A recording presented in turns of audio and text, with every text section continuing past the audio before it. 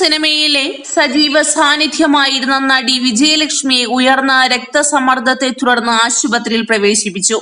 ബംഗളൂരുവിലെ മല്യ ആശുപത്രിയിലാണ് നടിയെ പ്രവേശിപ്പിച്ചിരിക്കുന്നത്. തമിഴ്, തെലുങ്ക്, കന്നഡ, മലയാളം സിനിമകളിൽ സജീവമായിരുന്നു നടി വിജയലക്ഷ്മി. കന്നഡ ചിത്രത്തിലൂടെയാണ് സിനിമാ രംഗത്തേക്ക് വിജയലക്ഷ്മി തുടക്കം കുറിച്ചത്.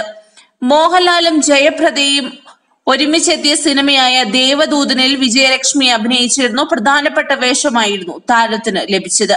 ജയറാം, മുകേഷ്, ശ്രീനിവാസൻ കൂട്ടുകെട്ടിലെ സൂപ്പർ ഹിറ്റ് ചിത്രമായ ഫ്രണ്ട്സിന്റെ തമിഴ് പതിപ്പിലും വിജയലക്ഷ്മി അഭിനയിച്ചിരുന്നു.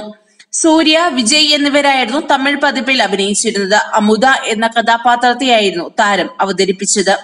ഹിപ് ഹോപ്പ് ആദിയുടെ മീസയ മുറുക്ക് എന്ന സിനിമയിലാണ് താരം ഒടുവിലായി അഭിനയിച്ചത്. ശാരീരിക ബുദ്ധിമുട്ടുകളെ തുടർന്നാണ് വിജയലക്ഷ്മി സിനിമയിൽ നിന്നും ഇടവേളയെടുത്തത്. എന്നാൽ നടിയുടെ ചികിത്സയ്ക്ക് പണമില്ലെന്നാണ് സഹോദരി ഉഷാദേവി പറയുന്നത്. ഞങ്ങളുടെ അമ്മയ്ക്ക് കഴിഞ്ഞ വർഷം ഒരു രോഗം ബാധിച്ചു.